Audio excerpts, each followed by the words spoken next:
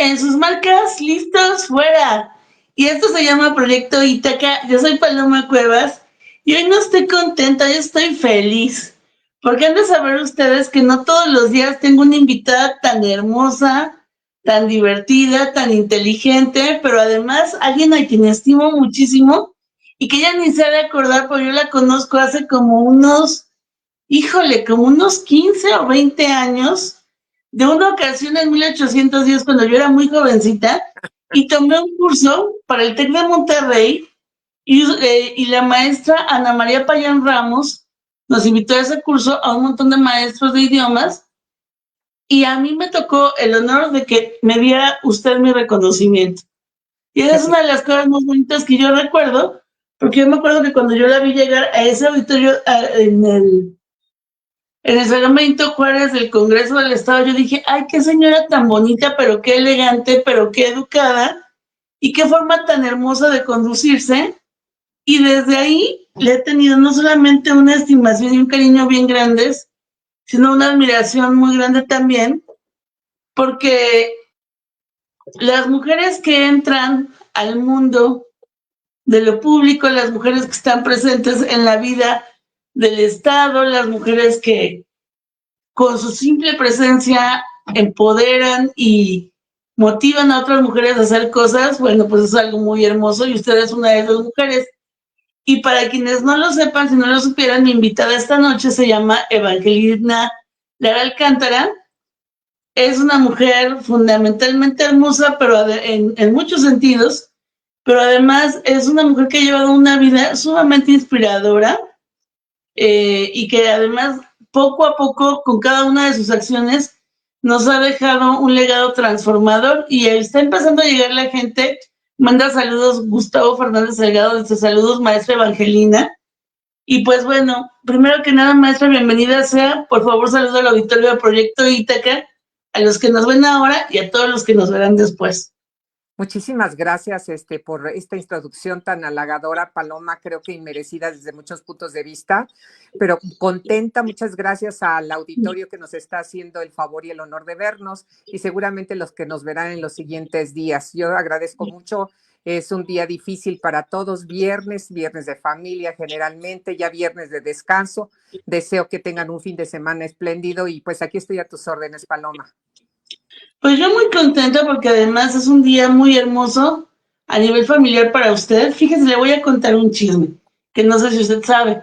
Hoy, dentro del calendario celta, es un día muy especial. Es el día de la primera cosecha, de dar gracias, de cuidar, se llama Lugnasad. Es uno de los 4 días fundamentales en el calendario celta, pero además coincide con el nacimiento de alguien muy especial para usted. Mándele saludos. Ay, un saludo cariñosísimo a mi nieto, ya soy abuela, hoy cumple 2 años Fernando Lozana Burrat y bueno, pues muchas gracias por recordarlo, que precisamente familiarmente para nosotros ha sido una semilla que ha ido creciendo y que nos ha permitido cosechar alegrías, satisfacciones. Es un loquillo, la verdad, estoy feliz. Pues bueno, yo estoy muy feliz porque como usted dice, es un día complejo para mucha gente, es viernes, son las 9 de la noche, se está dando tiempo para que podamos tener esta conversación, que además es algo muy lindo porque son muchísimos años de experiencia en muchos sentidos, en muchos frentes, pero sobre todo lo que usted se encuentra haciendo actualmente me parece muy bello. Tuve la oportunidad en algún momento, y ahorita se van a enterar ustedes de qué es lo que está haciendo la maestra Evangelina Lara, eh, que realmente yo creo que llena el corazón.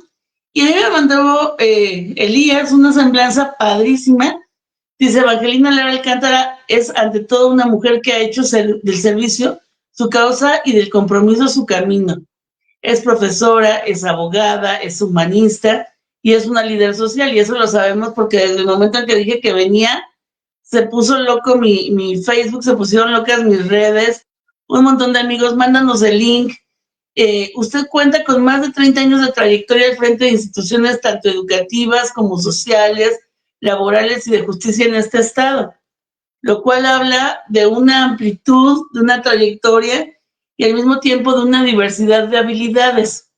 Cuando nos dicen que usted ha estado al frente de instituciones educativas, tenemos que hablar de inmediato de qué es la educación. ¿Qué es la educación para usted? ¿Y cuáles son los 3 pilares básicos de la educación en este país que usted considera que son importantísimos? Bueno, pues la educación es una potencia transformadora, sin duda, que con base al desarrollo de habilidades, de ejercicios intelectuales y sobre todo de sensibilización desde el punto de vista psicopedagógico, puede desarrollar a una persona. Finalmente, esos son los 3 pilares básicos que hoy por hoy pues estamos tratando de incentivar y fortalecer en los niños que nosotros atendemos. Imagínese nada más, a mí me parece, usted sabe muy bien que yo me dediqué a la educación por 20 y muchos años. Y yo creo que es justamente esta parte alquímica en la que podemos incidir en cambiarlo todo, en mejorarlo, ¿no? Pero además usted ha estado al frente de instituciones sociales, laborales y de justicia. ¿Qué es la justicia, maestra? Los libros dirían que es darle cada quien a lo que lo que le corresponde. Esa es la realidad. Pero en un sentido eminentemente, digamos, objetivo, hay quien dice que entre la justicia, la moral y el derecho existe la razón práctica. Hoy por hoy hay que tener sensibilidad para que estas normas que están escritas dentro del derecho positivo mexicano se confluyan con nuestras costumbres, con nuestros usos y sobre todo con los momentos específicos en que se está dando una actividad positiva o no, y que nos permita discurrir sobre el mismo, ponderar y finalmente llegar a una conclusión correcta sobre los motivantes y los resultados que hubo dentro de los hechos que se estén analizando. Claro, porque deben existir contextos. Hace muchos años no se hablaba ni de perspectiva de género ni de feminismo. Había palabras que ni siquiera se habían acuñado como feminicidio, que ojalá que jamás hubiera sido necesario inventarla, ¿no? Vemos a una autora inmensa como Cristina Rivera Garza cambiar por completo la historia de su propia familia. Ella vivió aquí en el Estado de México, en Toluca, y el que haya ganado el Pulitzer con un tema como el feminicidio es algo que yo creo que nos toca y nos duele. Pero además, su vida ha estado, podríamos sintetizarla con el tema de la fuerza femenina, cuando se entrega con el alma, la cabeza y el corazón a construir un futuro desde lo público y lo comunitario. Maestra, cuando usted se dedica a lo que hace, y dicen acá alma, cabeza y corazón, esta triada perfecta, casi, casi que como todas estas culturas que a nosotras nos gustan, la tienen que confluir los 6 brazos y también, por supuesto, las 3 personalidades. ¿Qué es lo que hace o lo que motiva que cuando usted se entrega a un proyecto lo haga de esta manera? Porque implica muchas cosas. Cuando se pone el alma, la mente y también el corazón al servicio de obras que van a impactar a otros, sabemos que en muchas ocasiones tenemos que dejar la casa, tenemos que salir temprano, sabemos a qué hora entramos, pero nunca sabemos a qué hora salimos. ¿Qué es lo que motiva ese nivel de entrega? Bueno, te inspira una necesidad que va más allá de lo personal, que finalmente ante una visión objetiva de lo que está sucediendo y en donde tú tienes algunas condiciones para poder coadyuvar con esa circunstancia, finalmente sabes que tu casa, los tuyos, en lo posible están atendidos y cuidados, que tú misma ya has hecho tu labor por estar con condiciones para poder salir a ayudar y finalmente lo haces. No es posible que en condiciones como las que no solamente en el país, sino en el mundo estamos viviendo, no pensemos en tener una tercera mano o un tercer brazo, ¿no? Ayudador, alentador, acompañador en torno a circunstancias en donde debemos de participar. Estoy convencida de que de la vida social en general, si bien se deben de hacer ejercicios para vivir en lo íntimo, en lo personal y tratar de desarrollarte desde el punto de vista espiritual, esa espiritualidad que tienes debe de ser aplicada en el exterior con actitudes correctas, con comprensión, con misericordia y finalmente con acompañamiento a quien más lo requiera y que te reciba la ayuda, porque muchas veces quieres darla y no necesariamente te recibe. Eso es algo muy fuerte lo que acaba de decir. Estoy leyendo ahora mismo un libro que me acaba de llegar de Sexto Piso. Veía su recomendación en esta semana de San Agustín. En algún momento medio comentamos algo al respecto de que nosotras amamos los libros, la literatura y todo lo que el leer impacta en nosotras y en la sociedad, ¿no? Yo estoy leyendo ahora mismo un libro que le comentaba sobre una mujer más agua y ella habla nuestro legado, algo así como las ruinas, ¿no? Nuestro tesoro, las ruinas. Y habla de cómo en algunos momentos, de manera equívoca, algunos gobiernos entran a los espacios de las poblaciones originarias con intenciones muy buenas, pero desconociendo los entornos, los contextos y las necesidades reales de estos espacios. A veces uno quiere ayudar como usted dice o cree que está ayudando y puede equivocarse. ¿Cuál es la manera, no sé si correcta o adecuada, de acercarse para ayudar? Y se lo pregunto porque la palabra ayudar tiene una representación muy importante ahora mismo en su vida. Ahorita que avancemos un poquito más, quienes nos escuchan, los amigos que nos escuchan sabrán por qué. ¿Por qué ayudar y por qué y de qué manera acercarse cuando realmente se quiere ayudar? Fíjate que tenemos muy internalizada la palabra invasión, la palabra conquista, ¿no? Y la palabra apoyo. Parece que la tercera palabra durante los últimos 30 años es dar los apoyos, estar en el apoyo, recibir el apoyo, etcétera. La realidad es que cuando tú te acercas a una comunidad en donde percibes que los niveles de desarrollo no están teniendo los estándares requeridos, en algún momento me decía Dulce María Sauri Riancho, que recién llegada de mi parte de un viaje desde el Tíbet, le decía, oye, es muy grave lo que estoy observando en este país.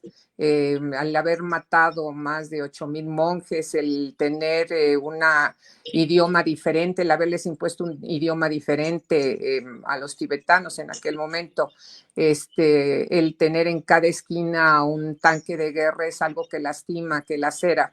Y ella me comentaba con cierta sabiduría, me decía, mientras que haya un niño que muera de hambre, mientras que haya una mujer que fallezca en el parto, siempre será necesario ayudar. No obstante, yo creo que tenemos que hacerlo con respeto, con un interés claro y sobre todo con mucho cuidado. En algún momento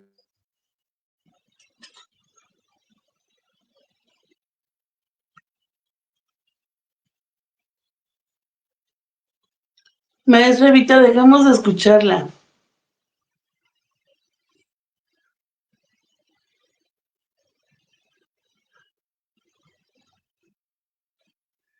Creo que puede ser desde el celular. Si la sacamos y volvemos a entrar con el celular, yo creo que podemos escucharla mejor. O si no hacemos una llamada, ahí está. A ver, hábleme.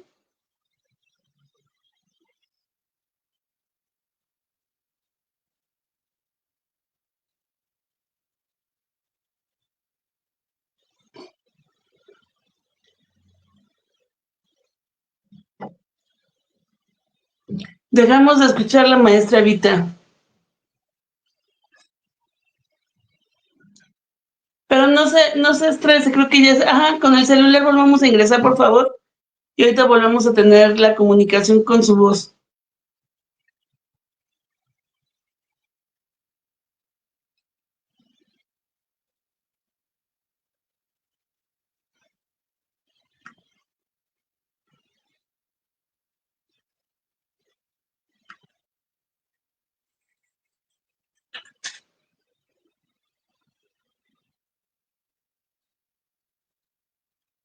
No, con su mismo celular, maestra Evita, por favor.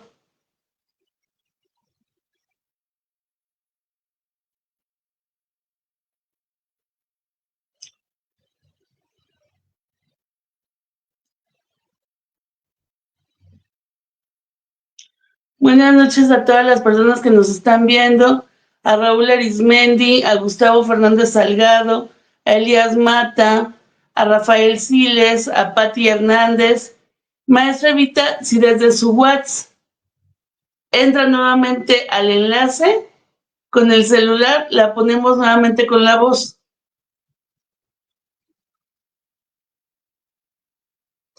Acá con la cámara no la escucho porque acuérdense que quitamos el volumen de la compu. Con su celular, ahí está.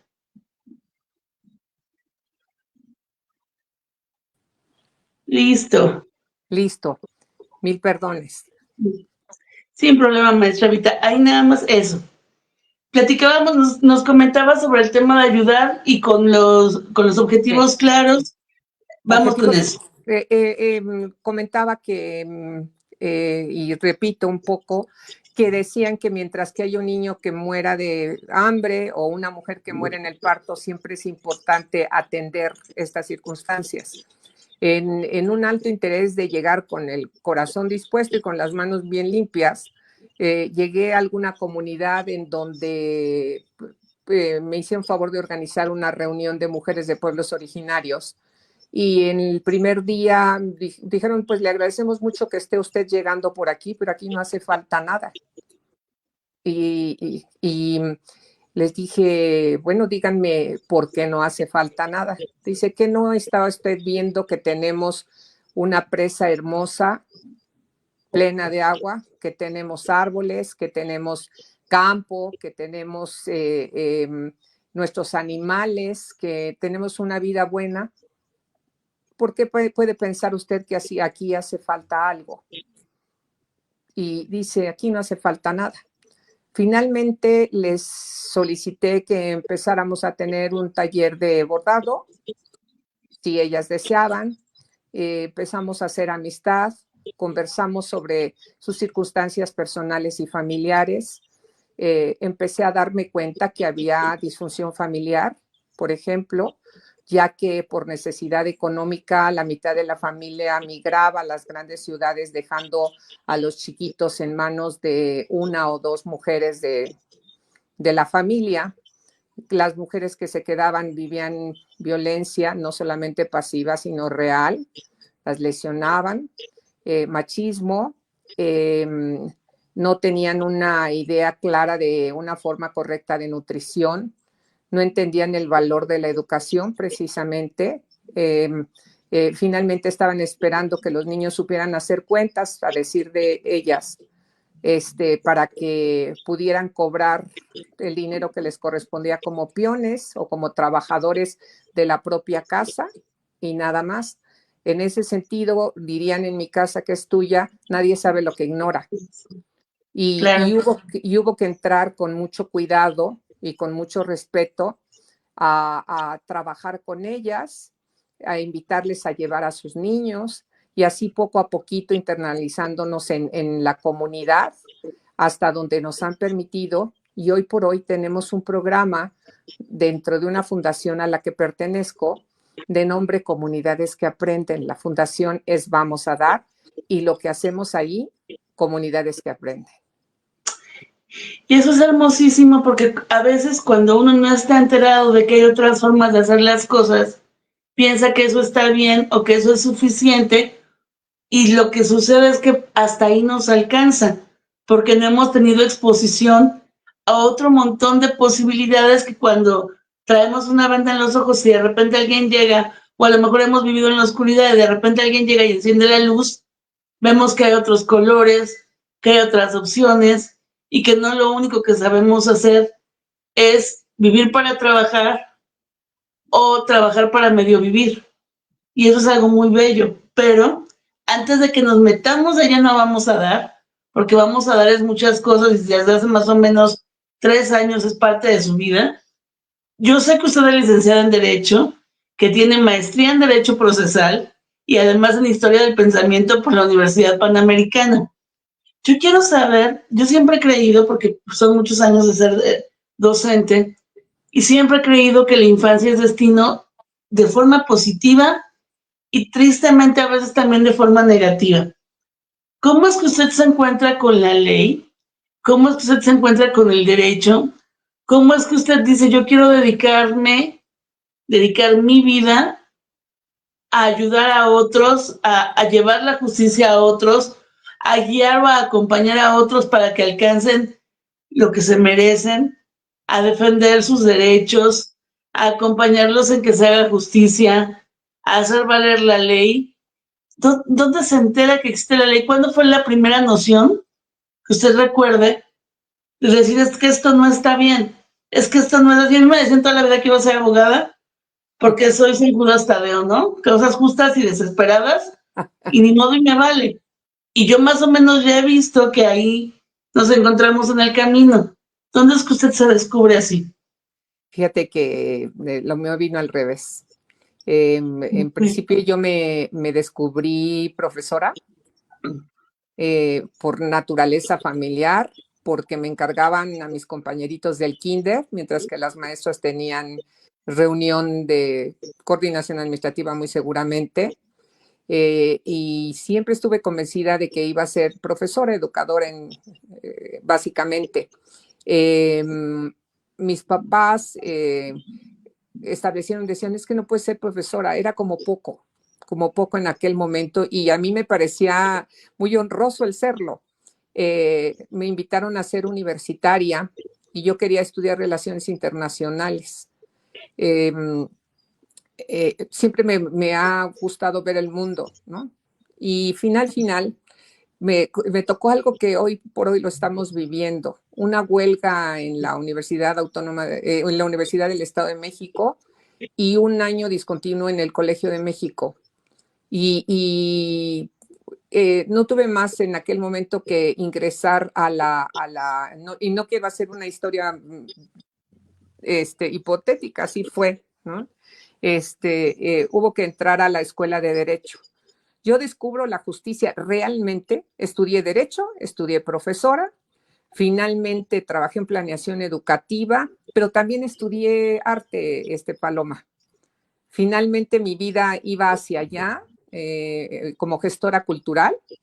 Estuve al frente de la Escuela de Bellas Artes como subdirectora y en el patronato de la Escuela de Bellas Artes, del Centro Cultural Mexiquense, perdóname. A mí me tocó conseguir más del 70% del acervo de los museos que hoy tienen. Y estando ahí, leí, por cierto, se leía el periódico en aquel momento mucho, que había habido un abuso contra las niñas en la Escuela de Rehabilitación de Menores de parte de algunos de los directivos. Fue algo que realmente me lastimó en lo personal. Yo estaba muy lejos de esta circunstancia, haciendo cultura, gestión cultural, y le llamo a quien estaba hasta lo más alto en la responsabilidad de esto, y le digo, es que no puede ser que estés permitiendo lo que está sucediendo. Y me preguntó, ¿y tú qué harías? Y ya le di algunos puntos de vista del por qué las niñas muy probablemente estaban expuestas a estos abusos. Yo tenía una niña de 8 meses y estaba embarazada de casi 5 meses. Y me dice, oye, pues quien critica compone. Haznos favor de ir a ayudarnos en la dirección de esa escuela que tú observas que no está funcionando bien. Y en ese momento, pues dije, no puedo decir que estoy embarazada, que ya voy a tener otro hijo, etcétera.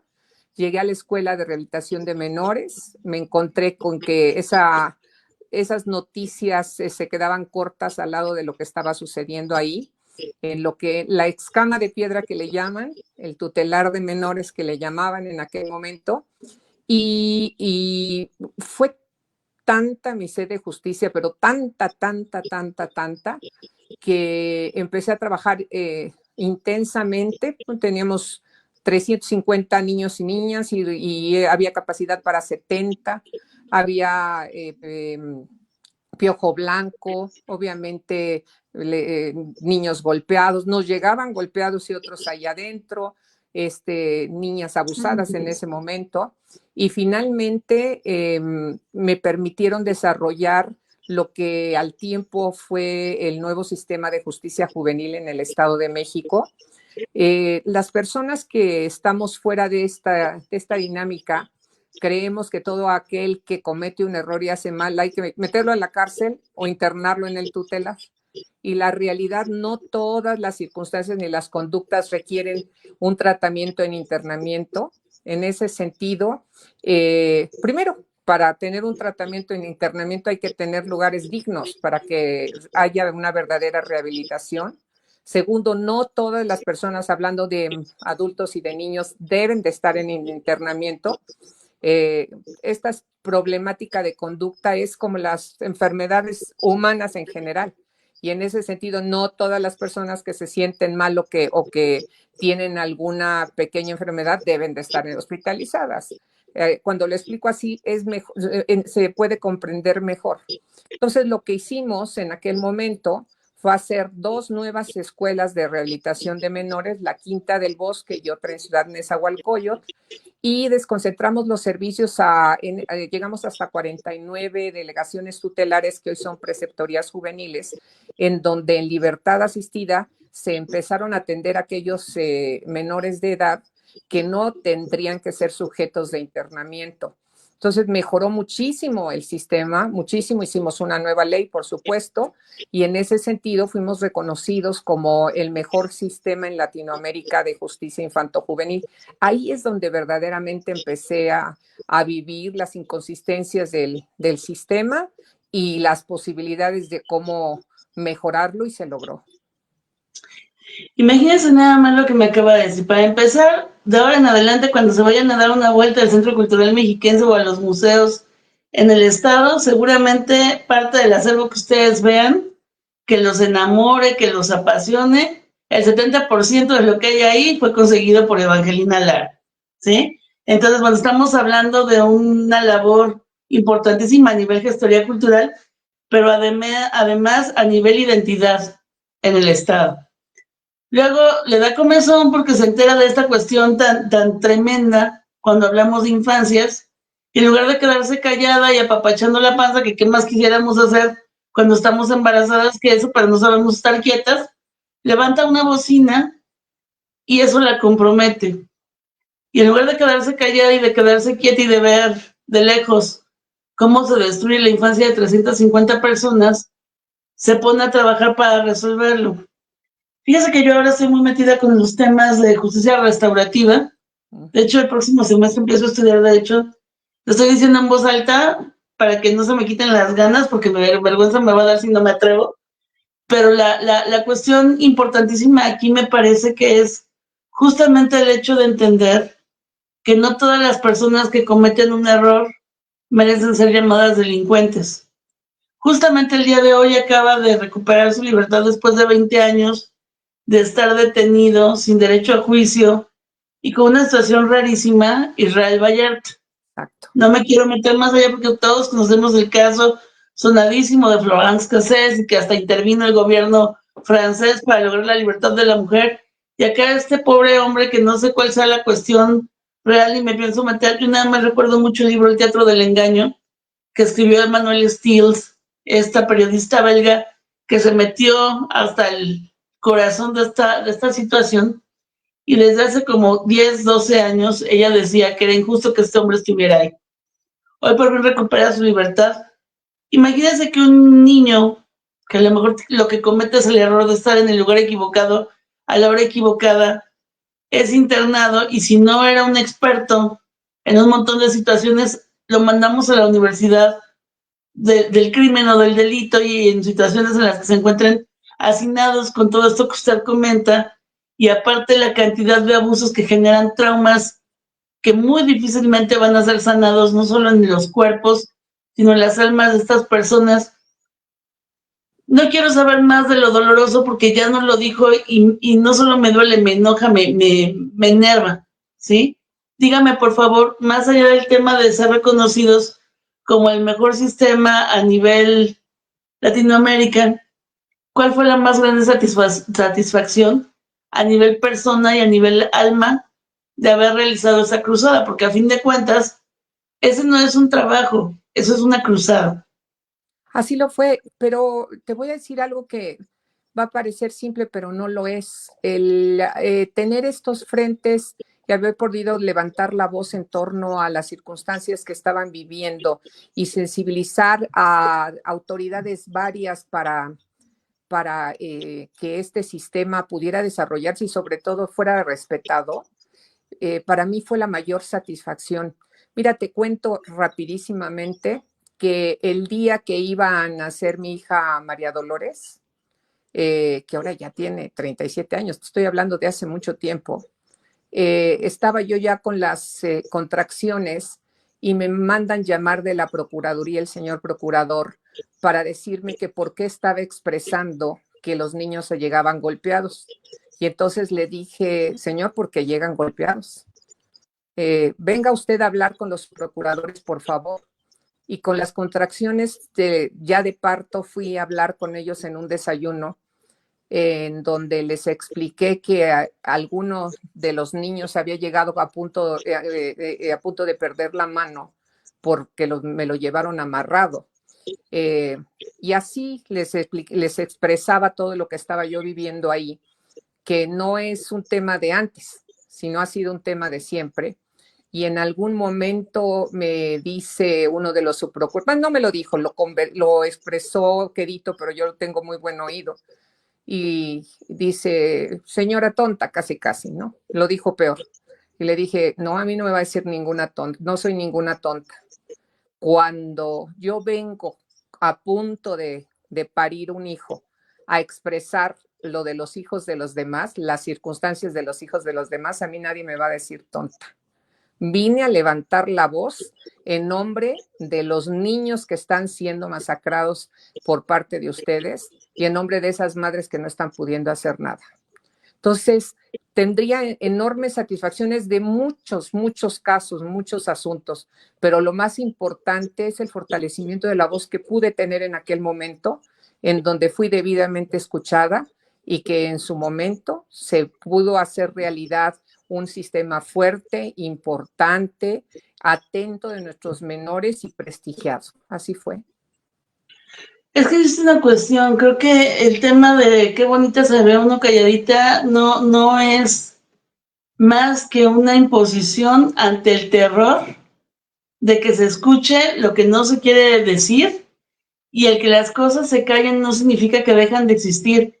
Y creo que es una responsabilidad mínima en el caso de quien se atreve a estar al frente, no solo resolver, sino también hacer que las cosas se conozcan, porque lo que se niega o lo que no se nombra, ahora se está muy de moda decir que lo que no se nombra no existe. El problema es que lo que no se nombra sí existe, que en el camino se lleva entre las patas las almas, las vidas y los sueños de un montón de niños. Y cuando los más pequeños, los que no tienen voz, están siendo lastimados por aquellos que deberían garantizar su seguridad, su vida, y cuidar así como el tesoro más grande, como decían las culturas originarias, la inocencia de esas infancias, no lo hacen.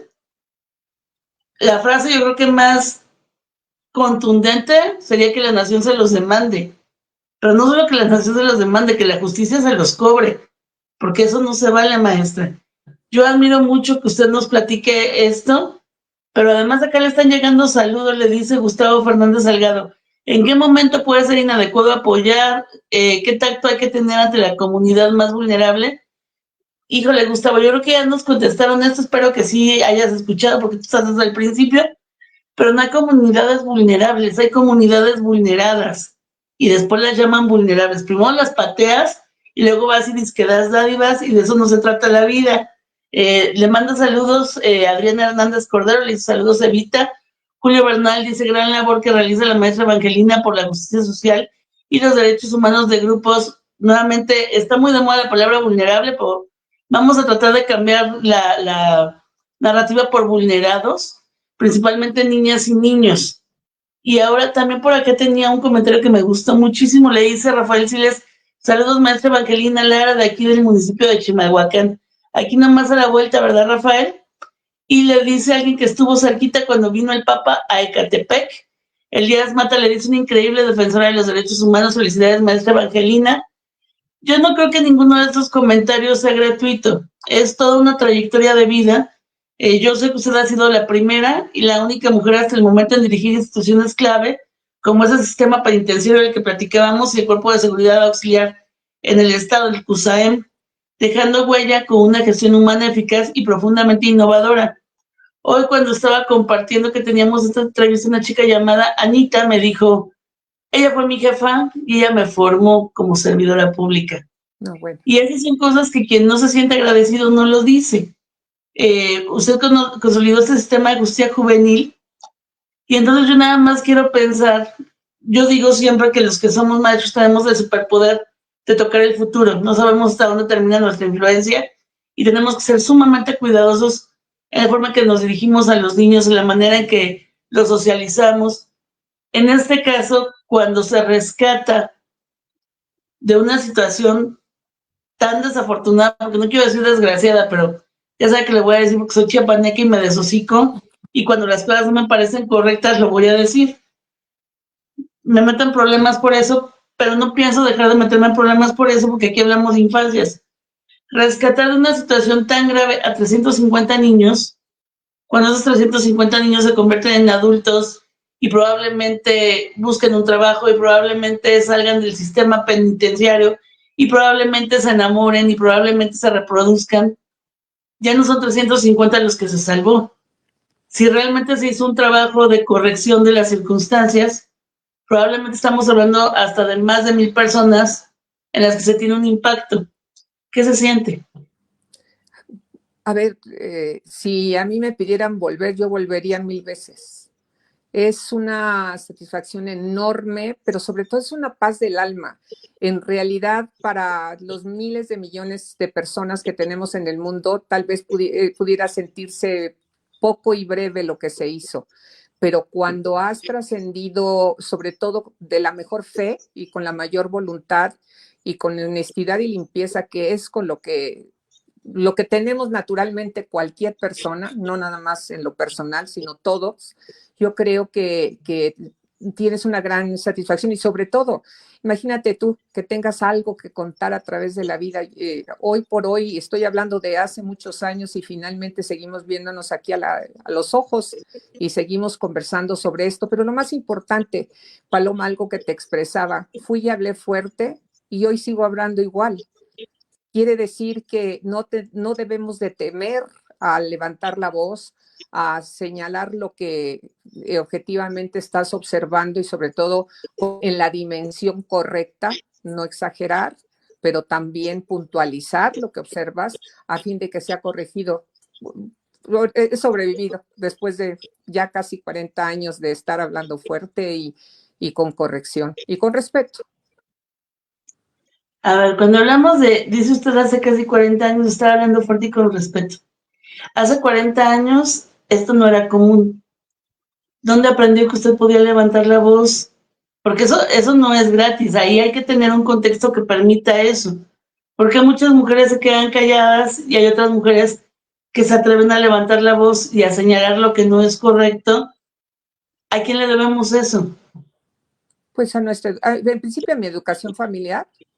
Siempre en casa soy hija de pedagogos y fui respetada. Soy hija única entre de 2 hermanos más.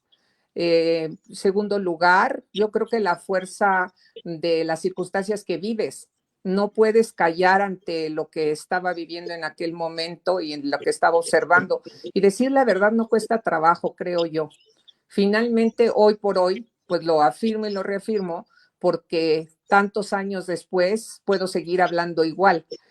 Pareciera, muchos tememos a levantar la voz, a expresar lo que corresponda y puedo ser pues testigo fiel de que lo hice en su momento, lo seguí haciendo durante mucho tiempo y a veces funcionó, otras veces no tanto, esa es la realidad, pero que conste que se quedaron ahí las ideas y las palabras para la conciencia de quien te escucha. Pero qué rico poder decirlo así, porque a fin de cuentas no somos infalibles. Y decía usted, se puede escuchar como algo muy chiquito, pero a mí no se me olvida nunca, y así viejota como estoy a mis 40 y tantos, me sigue haciendo llorar la historia del colibrí que ve quemándose su bosque, y va y se moja las alitas y echa sus 3 gotitas de agua.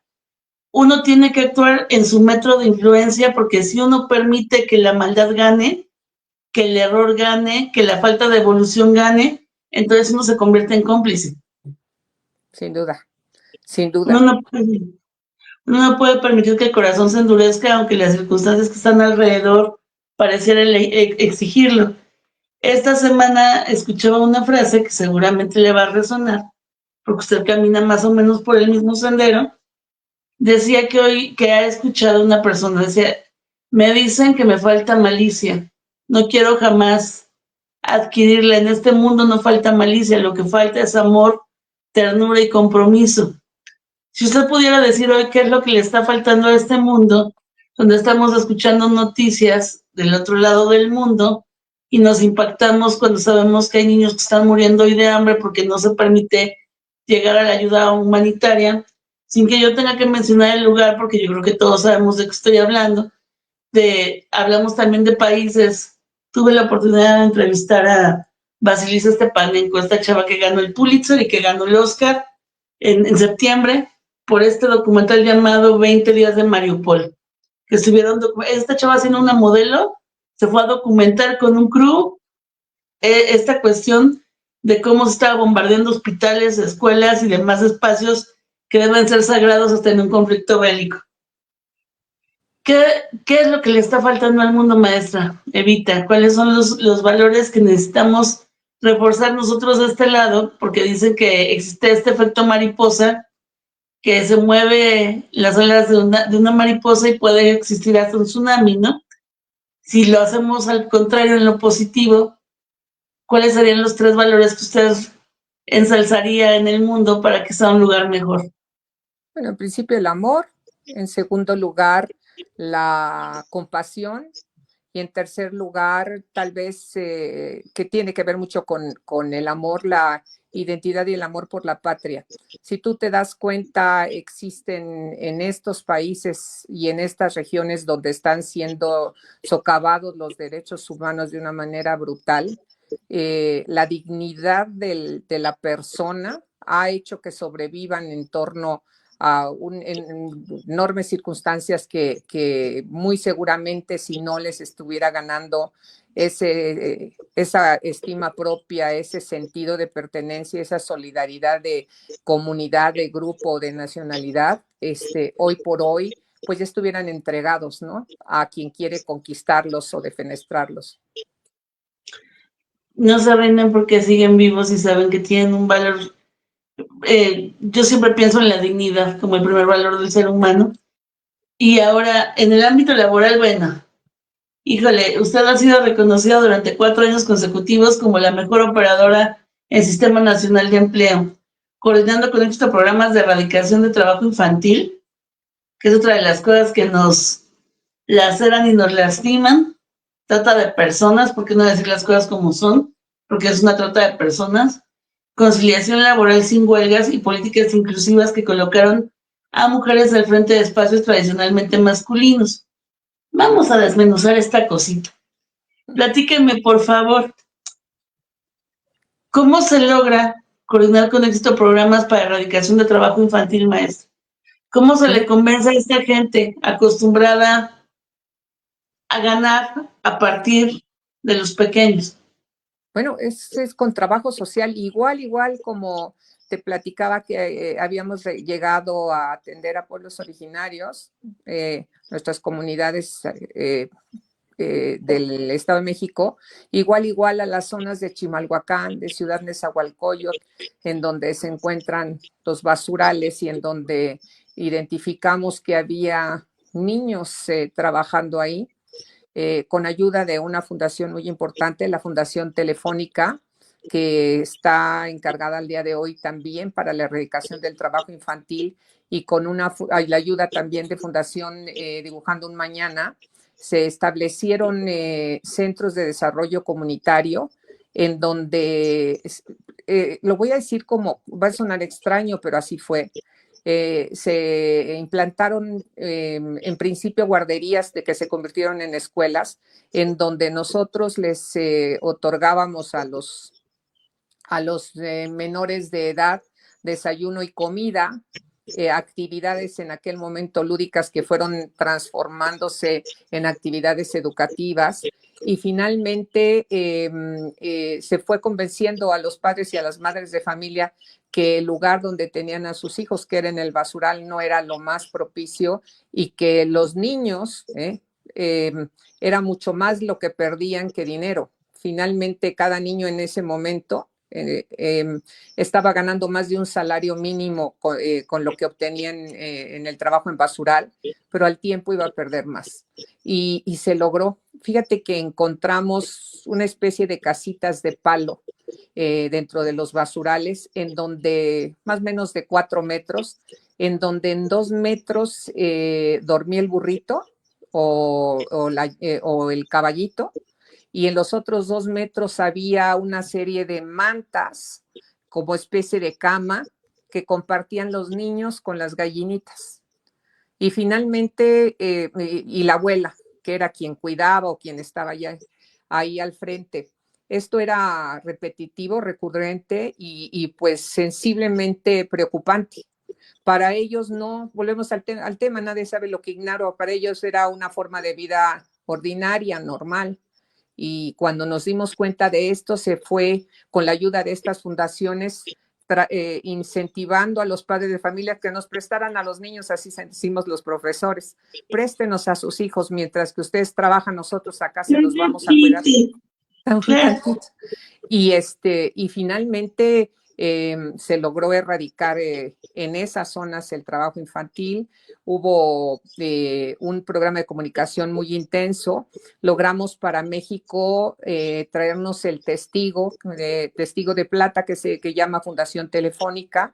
Fuimos invitados representando a México, aunque íbamos del Estado de México, o iba de forma personal, lo comento, a Panamá a reunirnos con las esposas de los presidentes de Sudamérica y Centroamérica, con una labor ejemplar por haber logrado erradicar el trabajo infantil en los basurales del Estado de México.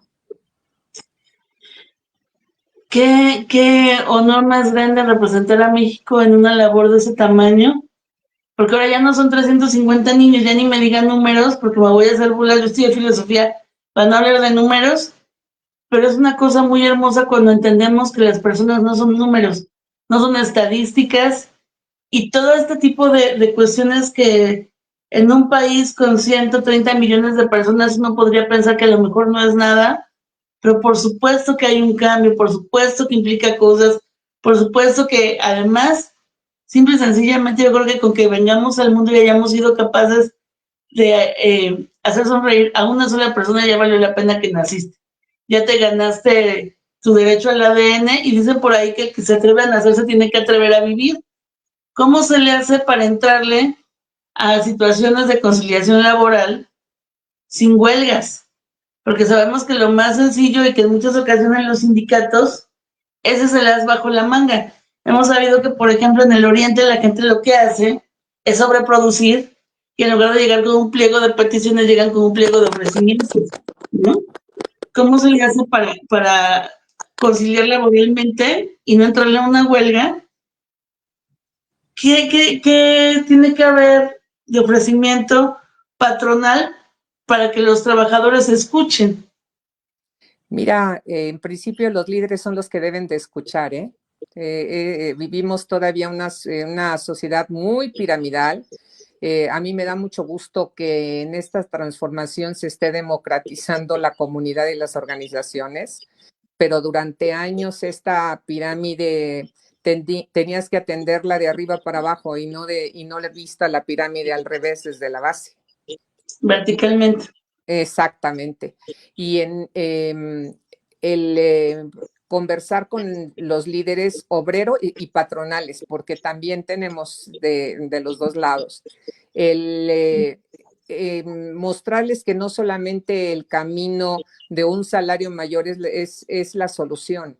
Muchas veces un paquete de derechos diferentes al propio salario como comedores, como más uniformes, como pago de transporte, como el otorgamiento de despensas, una serie de circunstancias y estímulos al trabajador que no necesariamente son económicos y que resultan mucho más eficientes y que solventan la circunstancia del trabajador, menos horas de trabajo o tiempos libres, días para la familia, una serie de estímulos que finalmente pueden formar parte el salario y de las condiciones de trabajo. Nos ayudaron mucho a clarificar entre los líderes que no solamente lo que tienen que solicitar para los trabajadores sea dinero, porque también del otro lado tenemos a los empresarios que están jalando fuerte, trabajando inmensamente para poder abrir más espacios laborales y que finalmente con estas presiones que de vez en vez los líderes, no los trabajadores, están teniendo con los patrones, pues truena la empresa. Entonces hubo que gestionar y generar equilibrios entre unos y otros a fin de que no afectasen al trabajador de base. Al tiempo que estábamos coadyuvando con las juntas de conciliación y arbitraje, también trabajábamos sobre las condiciones generales de trabajo, ¿no? De seguridad y salud en el trabajo, que son importantísimas. Y en ese sentido logramos entrar a gestionar la concienciación de los propios trabajadores sobre su autocuidado, sobre la ergonomía de las máquinas en donde debían de trabajar, una serie de circunstancias, y estos equilibrios nos permitieron que hubiera una actitud sensata en torno a las relaciones laborales entre los obreros y los patrones y los líderes sindicales fundamentalmente. Es una circunstancia que se tendría que estar haciendo constantemente, que fuera como política pública eterna, a fin de, siempre debe haber un árbitro, y en ese sentido, poder avanzar. Hoy por hoy son muchas otras cosas más las que están distrayendo la política laboral en el país, los tratados que tenemos internacionales, una serie de circunstancias que están en riesgo por los conatos de huelga a los que están llamando los líderes sindicales, y que finalmente pueden dejarnos con las manos vacías. Entonces, esa toma de conciencia es un trabajo que como autoridad se debe tener, y con los líderes, tanto obreros como patronales. Tuvimos logros, bueno, ahí está, las 0 huelgas en ese momento.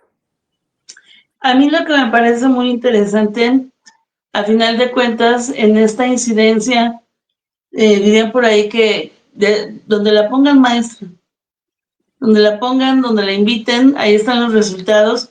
Y creo que todo eso tiene que ver con una cuestión fundamental. Hay un eje medular y es el humanismo. El humanismo transforma, la observación del otro transforma, el reconocimiento de las otras personas como personas, no como cosas, no como recursos humanos que son perfectamente intercambiables y prescindibles, sino como seres humanos, de los niños en toda su dignidad, de las mujeres en toda su dignidad, de todas estas situaciones que hacen que la apreciación del otro sea valorada, porque todos somos importantes. Y creo que a fin de cuentas esa ha sido, si tuviera yo que decir cuál es el sello particular de la maestra Evangelina Lara en todos los ámbitos en los que ha estado, es que se ha distinguido por voltear a ver a los otros como personas. Y eso es muy bonito y muy importante. Y entonces llegamos a donde yo la quería llevar antes de que me presumiera vamos a dar, es justamente a vamos a dar.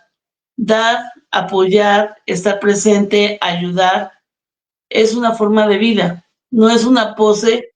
No somos feministas hoy porque está de moda y nos ponemos morado y nos ponemos naranja el día de la erradicación de la violencia, ni vamos a marchar para el tema del aborto cuando nos conviene porque está de moda. Uno es de una manera porque tiene una forma de vida, tiene una calidad como ser humano, y estos son los puntos en donde yo encuentro que usted siempre tiene una acción o una palabra específica para decir.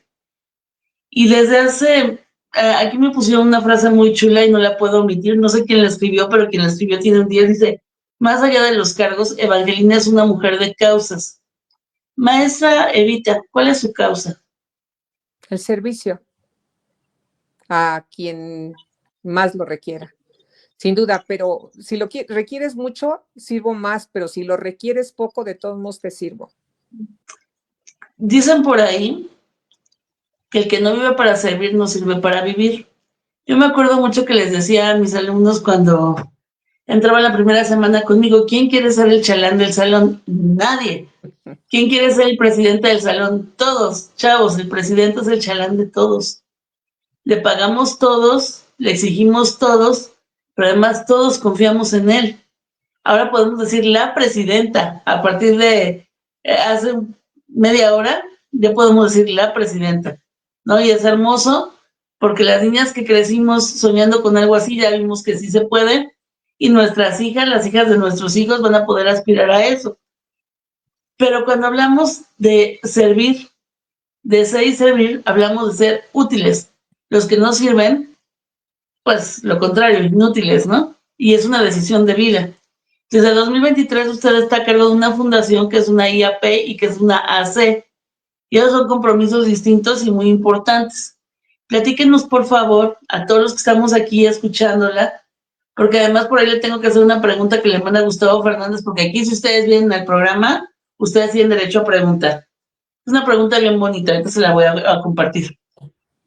¿Qué les vamos a dar y en qué momento de la vida la convencieron de ser la directora ejecutiva de esto que no es únicamente una fundación, es una forma de vida y es una varita mágica que le da oportunidades a un montón de chavos? Yo tuve chance de estar dando una conferencia un día con sus chicas, con de las primeras chicas que estaban estudiando. Cierto, cierto. ¿Se acuerdan? Usted me Sí. invitó. Cierto. Mira, Paloma, vamos a dar, es una organización no gubernamental que tiene como objeto social coadyuvar, ayudar, cooperar para la mejora de nuestro país en materia educativa, en materia de vivienda y un tanto en salud. Lo que resulta de la vivienda, que finalmente por ahí empezó, construimos más de 3,000 casas rurales. Tuvimos el premio, el reconocimiento nacional como la mejor casa rural en México, más de 8,000 estufas Pazzari. De ahí el patronato, el consejo de Vamos a Dar, decidió que, bueno, vale la pena decir que esta organización es no lucrativa, o sea, las casitas no se hacían para lucrar, no se tenían ninguna ganancia. Nosotros otorgamos la dirección de la construcción, el material, y la familia autoconstruye su casa. La familia y los vecinos que desean ayudar.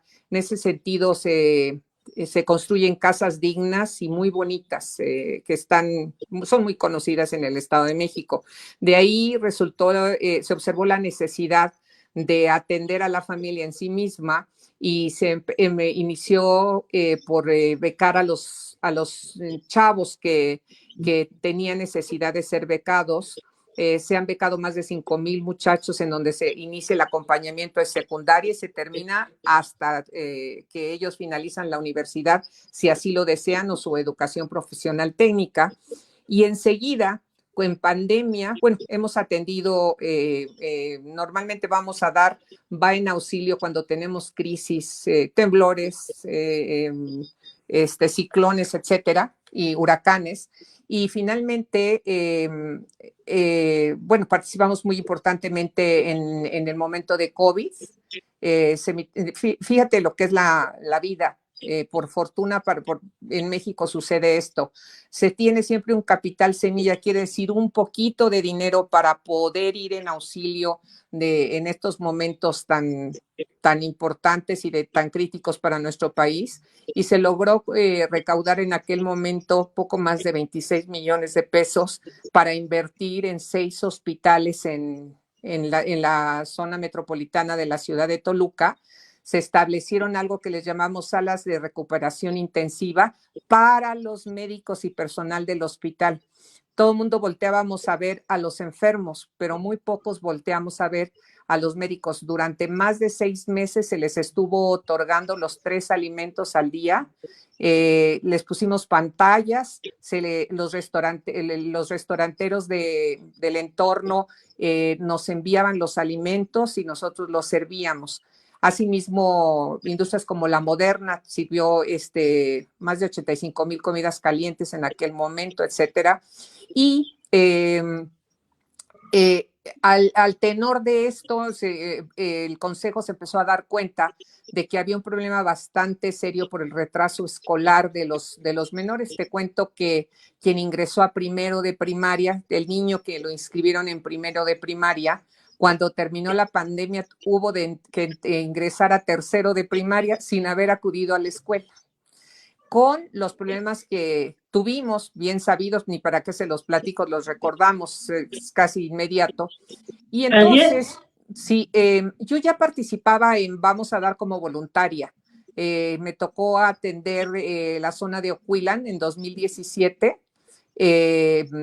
A mí me tocó hacer los estudios socioeconómicos para ver quién podía acceder y debía acceder al apoyo de Vamos a Dar. Hicimos 180 casitas para atender a las personas que perdieron sus casas.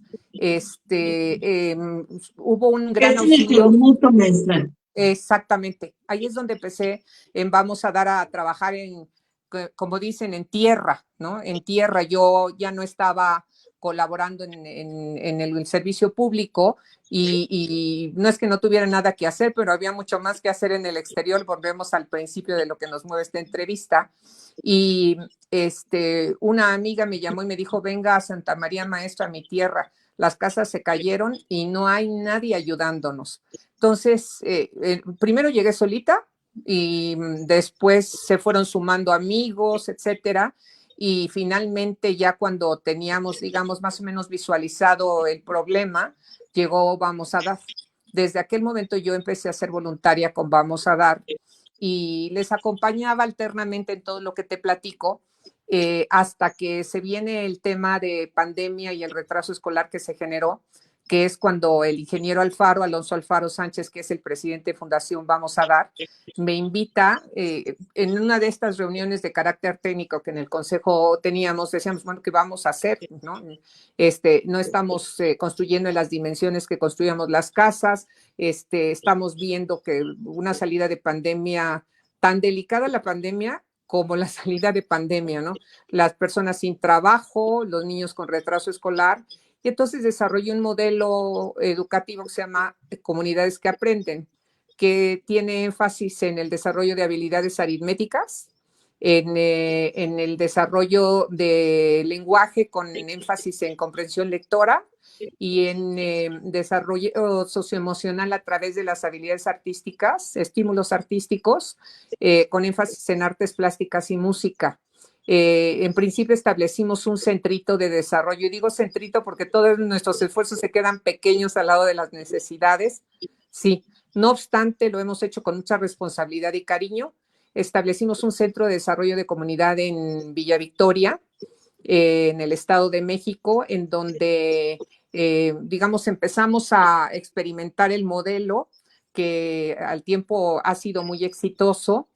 Con 80 niños y sus correspondientes padres de familia, en donde por la mañana atendemos con talleres a los padres o madres de familia, dependiendo lo que esté al frente, porque no siempre las familias están integradas, no son desintegradas, más bien están integradas, pero sin el padre o la madre presente, porque la madre viene a trabajar o el padre viene a trabajar a las ciudades.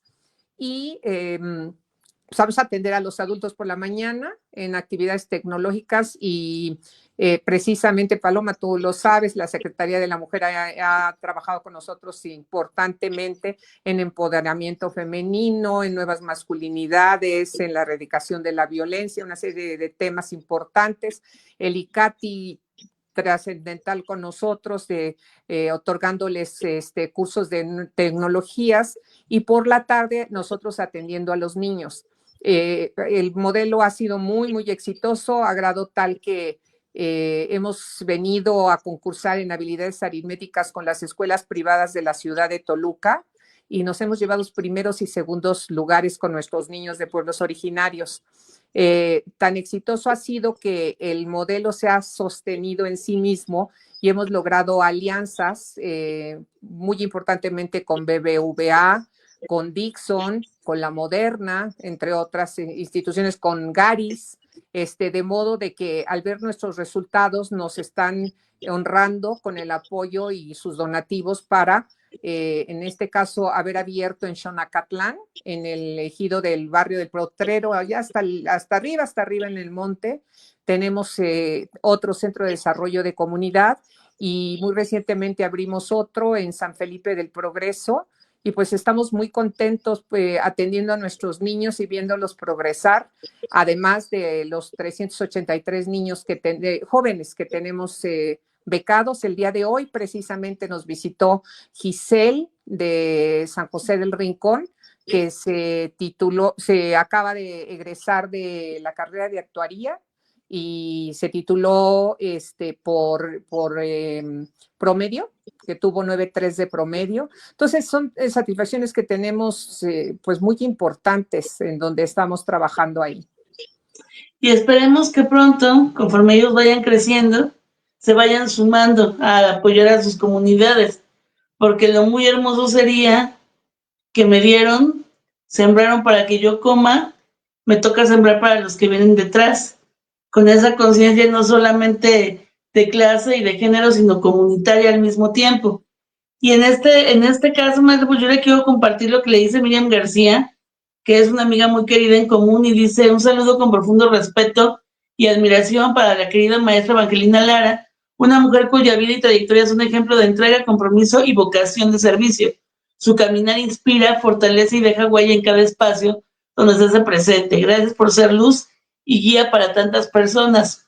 La pregunta que le decía que le hacían, dice Gustavo Fernández Salgado, que yo creo que es una pregunta con jiribilla, pero pues ahí le va. ¿Existe la fórmula mágica para tener un mejor mundo, una mejor nación, o nada va a cambiar? No, para mí la fórmula mágica, que es una expresión muy simple, es la buena fe. Siempre la buena fe, siempre que vayas caminando con la mayor disposición y con el deseo de que las cosas salgan bien, sepas mucho o no sepas tanto, muy seguramente las cosas van a mejorar. Yo soy cuarto caminante y hay 3 cuestiones básicas. La primera, estar presente. La segunda, ser consciente. Y la tercera, cada decisión que tomas proviene del amor. Ándale. Y todo esto conjunta, querido Gustavo, yo creo que cuando uno ama el lugar donde uno está y uno desea para los demás lo que desea para uno mismo, entonces las cosas caminan. Yo creo que aquí ya vimos que si una mujer a 10 minutos de dar a luz a una hija anda hablando por los hijos de los otros, educas a los hijos de otros porque a fin de cuentas tus hijos también van a convivir con ellos. Yo quiero para los hijos de los otros lo que quiero para los míos. Justicia, oportunidades, y que no tengan que perder la fe en el mundo porque no seamos capaces de dejarles un lugar donde nuestros hijos y los hijos de nuestros hijos puedan habitar. Por eso invité a la maestra Evita, porque creo que caminamos por el mismo sendero. Yo la invité y le eché un chisme y le mentí y le dije que íbamos a estar aquí media hora. Llevamos 1 hora 8 minutos. Yo no tengo ningún problema, porque además, cuando analizamos la trayectoria de alguien como usted, es evidente que no vamos a poder hablar en media hora de todo lo que andamos haciendo. Rosa Tapia Valentín le dice: mis respetos y admiración, es una persona con alto valor. Cuento a Diosito. Cuento una anécdota de un señor muy humilde, sin sus piernas, y su silla de ruedas ya no servía. Ay, Rosa, qué bonito. La maestra Evangelina Lara en el momento mandó traer una silla de ruedas y me di cuenta de su humildad y humanidad. Siempre se ha preocupado por las personas más vulnerables, defendiendo sus derechos. Muchos saludos y bendiciones. Gustavo, el mundo lo vemos como andamos nosotros. El mundo no es un caos. Mira, no vemos el mundo como es. vemos el mundo como andamos. Si de repente lo ves caótico, ponte a dibujar espirales, respira profundo, regresa a tu centro y piensa de qué manera tú puedes ayudar para que en tus 10 centímetros o en tu metro cuadrado, dependiendo de qué tan humildes somos, tú puedas hacer un cambio. Si el mundo fuera perfecto, entonces ¿a qué venimos? Vinimos porque nos invitaron a hacer un cambio. Y cada quien viene con una misión. Entre más pronto la descubras, más pronto vas a poder accionarla. Maestra Vita, gracias a Gustavo Fernández y su mundo caótico, ¿cuál es su misión, maestra? Porque yo sé que más allá de los 160 artículos que tiene publicados y de los 2 libros y otro montón de temas que se van a quedar hoy en el tintero porque la voy a invitar a que regrese, era algo que ya sabíamos que inevitablemente iba a tener que suceder. Usted trae ahorita una misión de vida que ya trasciende todo esto y que va para algo muy hermoso y muy grande. Usted anda ahorita en una búsqueda. Platíquenos hacia dónde va y cómo le ayudamos a que lo consiga, porque si a mí me toca pensar en alguien que esté ahí, me gustaría que sea alguien con su trayectoria, con su compromiso, pero además con ese, híjole, con ese valor de levantar la voz cuando las cosas no son como debieran ser. Pues mira, Paloma, es precioso llegar a estas alturas de la vida. Ya soy una mujer de tercera edad y en ese sentido esa tercera edad ha sido bien vivida y eternamente, pero ha sido una cosa recurrente y recurrente en las actividades que he desempeñado. Siempre pienso en si derechos humanos se hiciera, si derechos humanos estuviera aquí, si la Comisión de Derechos Humanos recurriera, una serie de circunstancias que finalmente hoy por hoy, cuando emiten la convocatoria a la legislatura para llamar a todas aquellas personas que quisieran ser presidente o presidenta de la Comisión de Derechos Humanos del Estado de México, pues no lo pensé 2 veces. La realidad es que sentí que era el momento de levantar la mano, de presentarme ante la legislatura. Te debo de comentar que hubo un proceso que yo lo sentí muy democrático desde todos los puntos de vista, una línea de personas con aspiración para llegar a esta posición. Nos atendieron espléndidamente, digo espléndidamente, con respeto, con la dignidad que merece todo profesional y persona que quiere llegar y presentar sus documentos.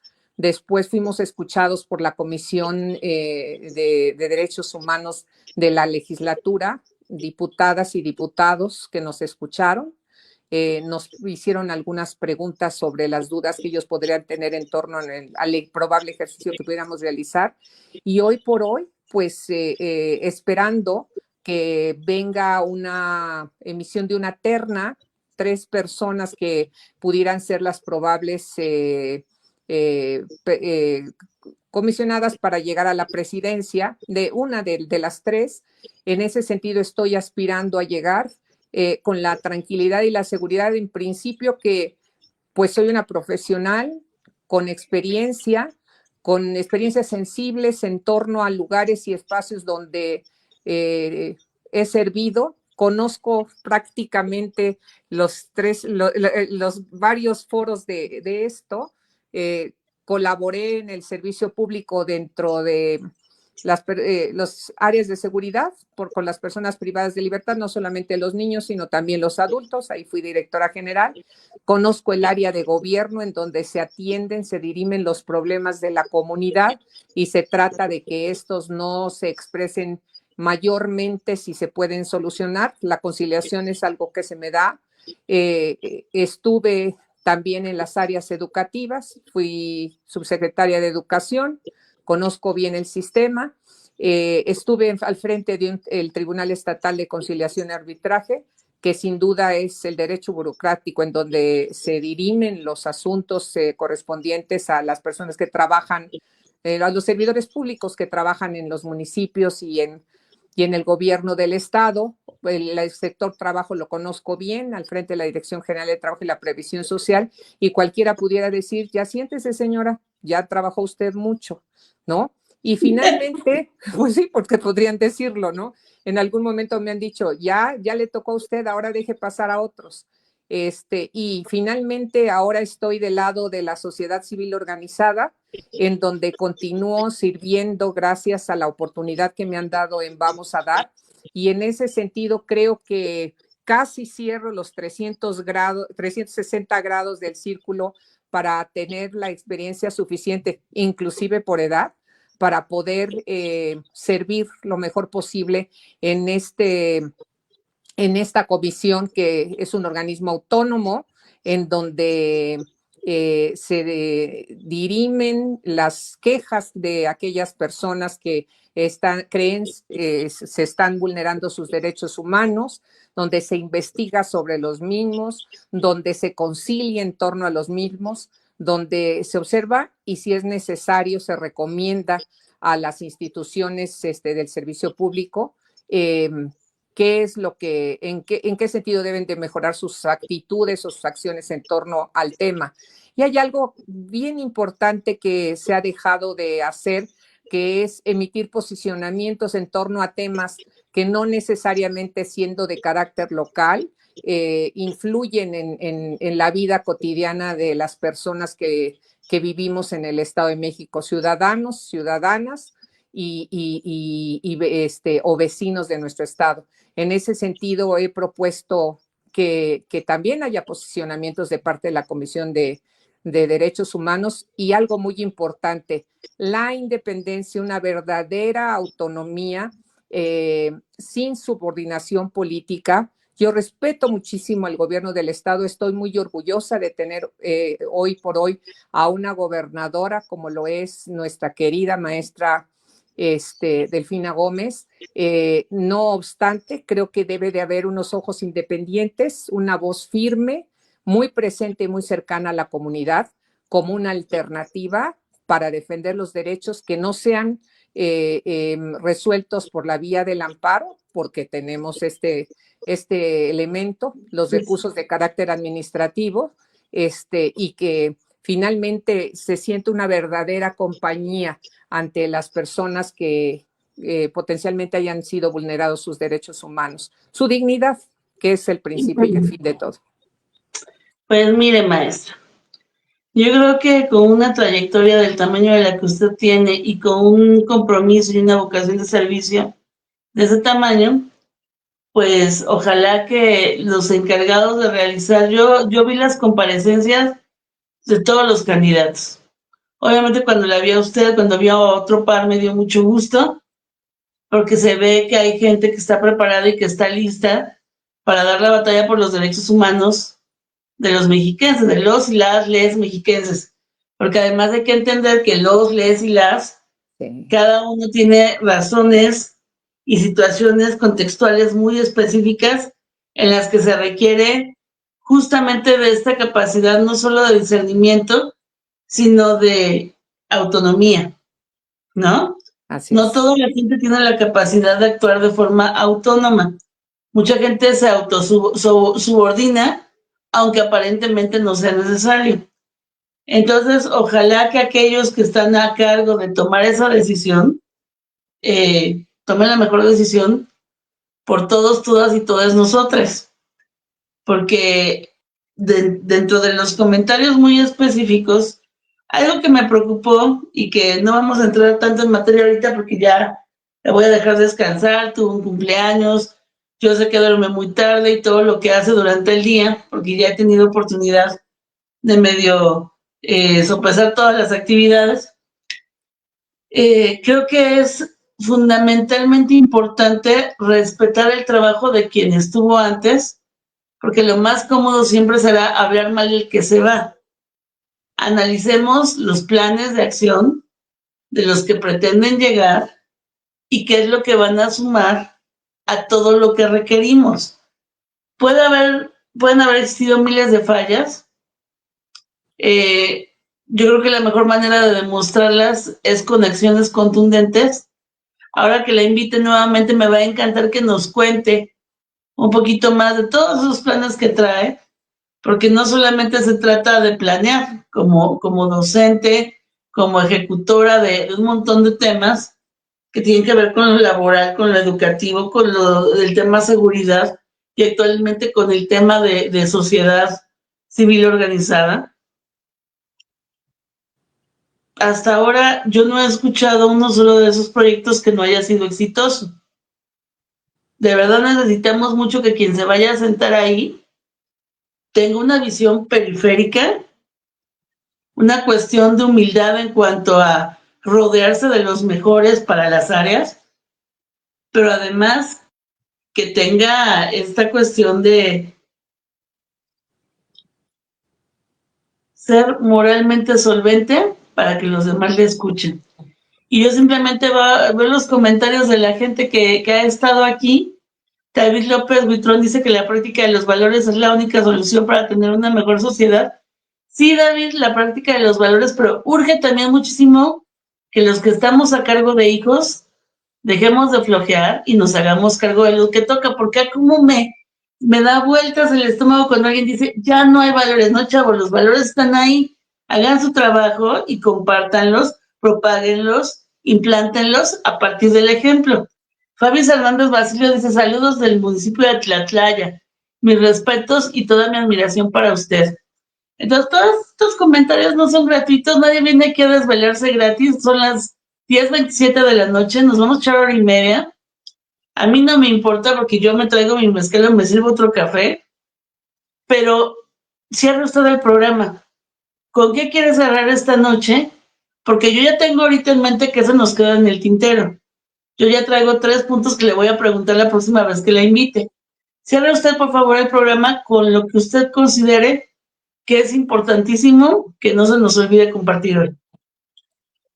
Pues que solicito a nuestros legisladores la oportunidad de servir, de continuar sirviendo al frente de la Comisión Estatal de Derechos Humanos, que pido la oportunidad a la sociedad de servirles, que les invito a levantar la voz y a dejar sentir y motivar a quienes deben definir esto, que son nuestros representantes en la legislatura, en favor de mi persona, si así lo consideran prudente.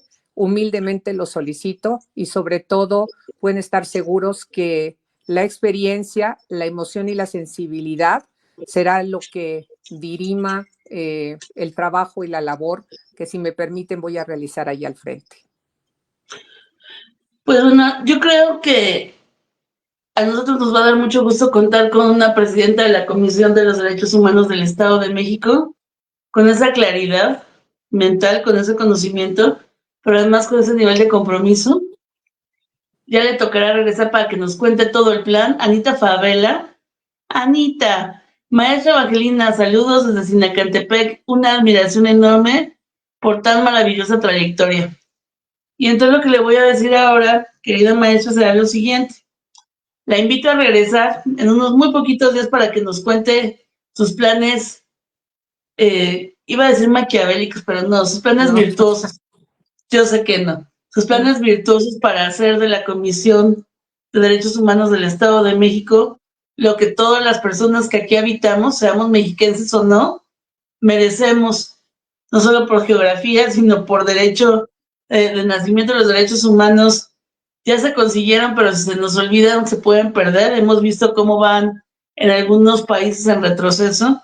Eso no puede suceder aquí, y menos bajo su mirada. La invito para eso, y si usted fuera designada, la invito a que regrese la primera semana para que todos estemos muy contentos. Le mando un abrazo bien grande, diga buenas noches al auditorio y no se me vaya.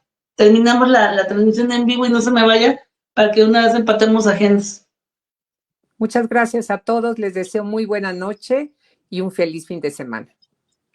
A todos, todos los que nos vieron, si les gustó, reaccionen. Si tienen más preguntas, anótenlas todas, porque ahora que regrese las vamos a hacer como se dieron cuenta. Aquí se hacen las preguntas en vivo. Y la otra, compartan, que los que no saben se enteren. Un abrazo muy grande. Esto fue Proyecto Ítaca. Yo soy Paloma Cuevas y nos encontramos la próxima semana, en que el lunes estará aquí una mujer inmensa, la maestra Luisa Huertas, actriz fundamental del cine nacional, del teatro nacional, y les traigo un chisme. Esta película que está protagonizando, que se llama No nos moverán, es su primer protagónico en el cine. A una edad de más de 70 años, esto es un ejemplo para todas las mujeres que pueden trabajar y tener protagónicos por todos lados, pero a veces nos falta hacer algo, a veces nos falta presidir la Comisión de Derechos Humanos, a veces nos falta hacer alguna otra cosa, hagámoslo, que la edad no sea el límite, que el límite sea el cielo. Luego vamos a tener por acá el jueves, mentira, el martes, viene alguien más, espérenme porque estoy abriendo la bonita agenda, pero el lunes viene la maestra Luisa Huertas, el martes estará con nosotros, esperen, la maestra Berta Balestra, que guau, qué bruto. Si alguien sabe de historia, si alguien sabe de crónica, la maestra Berta Balestra. El miércoles yo me voy a un programa que estaremos hablando de la influencia de los senos en la construcción de la feminidad, en la Semana Nacional de la Lactancia. Y el jueves viene la magistrada Gigliola Tay de Bernal, porque los jueves serán de justicia. Y acá nos estaremos encontrando la próxima semana, puras mujeres gigantescas.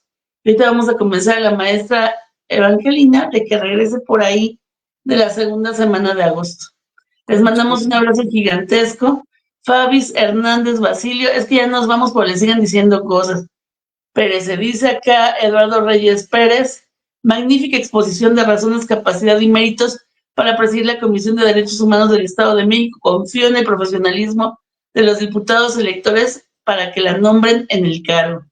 Pues mi muy querido Eduardo Reyes Pérez, que tuvo casa de profeta, David López Huitrón, buenas noches y nos manda muchas florecitas y manitas así. Fabio Hernández Basilio, maestra Evangelina, siempre será bienvenida, municipio de Tlatlaya. Híjole, qué bonito. Muchas gracias, Fabi. Nos encontramos la próxima semana. A todos buenas noches. Son las 10:33 de la noche para que vean que esto es completamente en vivo y nos encontramos la próxima semana. Hasta la próxima.